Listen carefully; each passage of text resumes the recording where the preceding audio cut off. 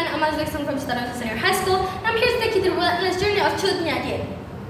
We're now paying attention to the topic of female toughness, and there is this woman, the woman who participated in the struggle and vicious fight of her colonizer, specifically at Aceh. She was born in Lampari in 1848, which is a miracle because she was blessed with a reverent resilience where she full faith over her allegiance.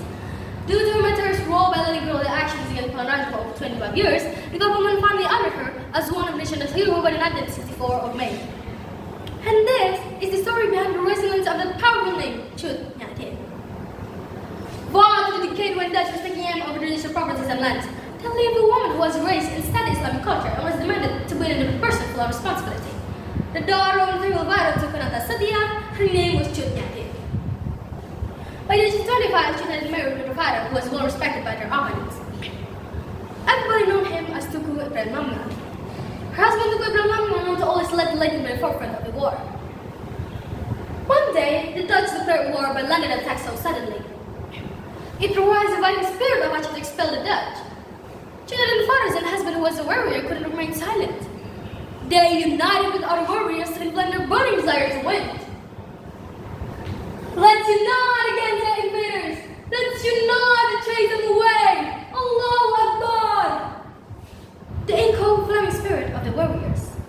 Throughout the war, the Dutch launched attack without hesitate, until they got to the farthest strike by Roman Musket and then burned it without a trace. It was deeply upset to Nyak. She witnessed those devouring flame all over the Musket and couldn't hold back her anger. Oh, my sin, homeland! They had to read your duty. I promise I'll make them regret for the things they've done. She swore to her favorite homeland. Oh, my people, they are against our God. Our place of worship had destroyed. Our belief is the vow. From now on, keep away to the path of martyrdom and face it without fear in the name of God. Allahu Akbar. She shouted her speech.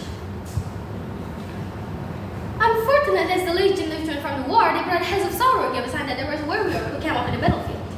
When Citra did search for her father and husband among the forces, she ended up imprisoned back in the wooden board of the Dien. Father! What has God done to you? She groans in despair.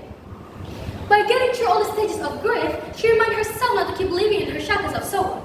She realized that there was no time for her to give up, but to keep taking a step forward. Oh, my merciful Lord, please lead us to the victory. And please save us with your miracle. And please let us stay in the path to chase them away with your permissions. Amin, all. She prayed as she prepared herself for the next move. In the middle of the struggle, she met another fighter in Umar. Both of them completely had the same vision to avenge the Dutch. But they were facing a weapon called the gap with their opponents. Their only weapon used to survive called Relentless was completely nothing compared to what their opponents had. I have an idea. This is something risky, but it is the only risk to survive. I will pretend to have surrender and I'll sneak in as the legend to provide us with competent weapons. Shout to Kumar and suggest solutions. He may take the little risk to survive. I don't feel like you're risky to lose you. What if something happened to you? I can't afford losing someone again in my life. Jonah didn't answer and worried. It's okay, my dear. I will be okay. We have a lot of mercy to save us, and all you have to do is pray the best for this decision. Don't you need to worry, because I promise you I will come back to your side. Chokama replied to reassure his wife. Citra couldn't resist what her husband had decided, and wished all the best for him. Without wasting any second, Tugoma tried to steal the Dutch to rest over him really soon. He succeeded in sneaking out to be the Dutch troops, then watched his action to steal weapons. His plan going well for a little while before the Dutch caught his action in disguise. How does our God's betrayal end? I can't believe what I just listened to the mom. How can anyone notice his action?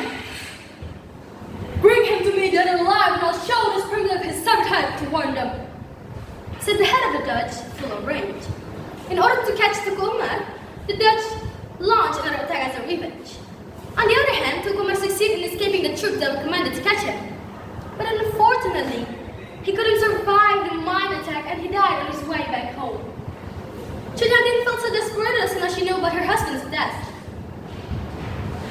merciful Lord, my only guidance in life, my only one I'm belonging to. Please bless me fortune to keep walking in your path. Amen. She prayed in this prayer.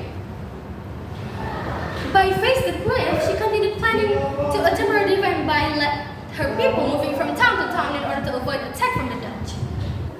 But as time passed by, she couldn't deny the truth of her decreased health, also the fact that her body getting weakened day by day. Not so long of an ages, the Dutch caught her location and exiled her to Sumedang really soon.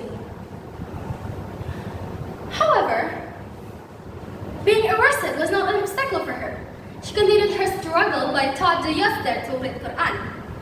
And by the 19th of November, she passed away with honor by never giving up herself to the Dutch. And that's how her chapter ended. The thing I will always have to remember is that she may be passed away, but the history of her will always continue living in our devotions. The same thing also worked with other warriors. Their journey will keep on going in a role to this country, Indonesia. And that's what I can tell about Nyak. Thank you for listening.